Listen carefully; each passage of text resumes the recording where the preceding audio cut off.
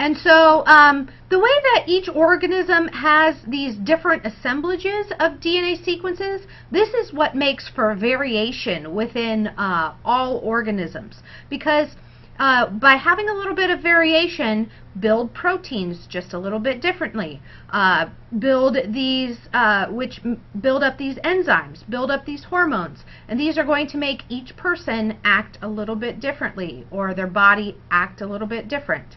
And these things control growth and development, they control our physical traits. So proteins, amazing things that build up our physical traits, our metabolic traits, and control our growth and development. So here we've got the DNA, which is found in the nucleus of almost all of the cells in your body. So you can see this is an animal cell, and inside of the animal cell, at the heart of the cell, we've got our nucleus, and inside of the nucleus we have our DNA.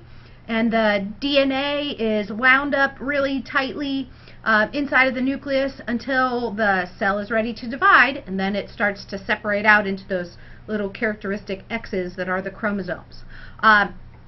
Notice this is a regular animal cell, any part of your body cell, except it is not a red blood cells, because red blood cells lack a nucleus and thus they lack DNA. So looking at the amounts of DNA that are in different types of organisms, you may not think, well, you may think, oh, the smaller the organism, the less DNA it has. Since humans are really big organisms, we must have lots of DNA.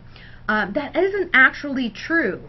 A lot of bacteria, very simple, have a small amount of base pairs of DNA, but you can see algae have more than fungi, worms have more than algae, crustaceans have more than worms, insects have a large variety of the number of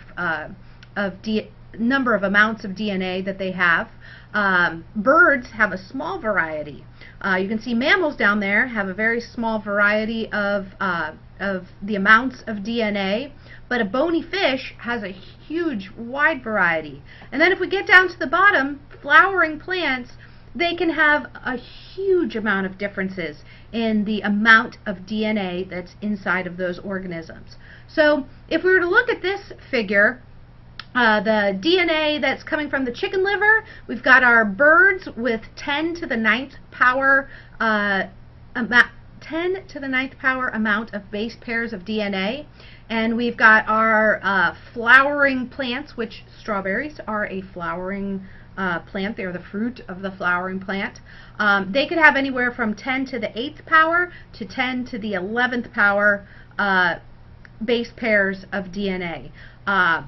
Like millions and billions and trillions and more of DNA.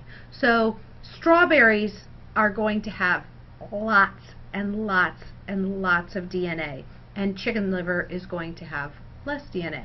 So we might think chicken liver would have more because they're more advanced. That's not actually true. The amount of DNA found within the cells is based on lots of other things besides how complex the organism is. So you might be asking yourself, why should I care about DNA?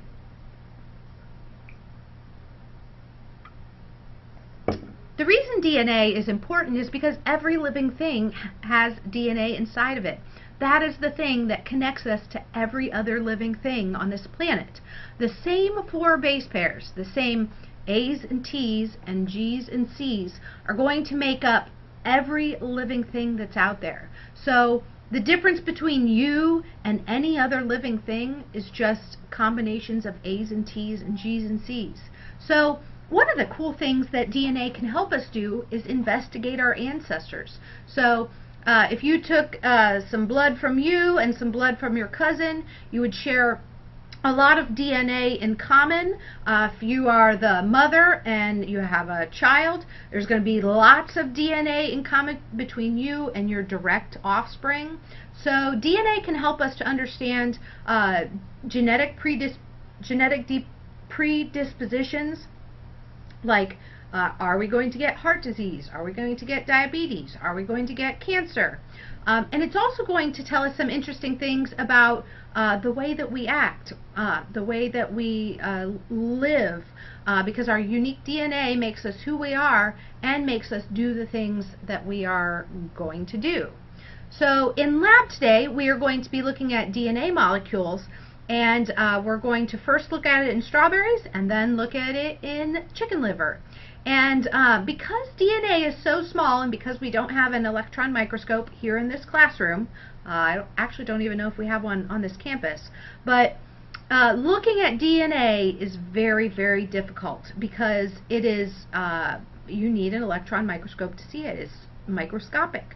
So if you put 300,000 of those long strands of DNA together, it would be about as thick as a human hair.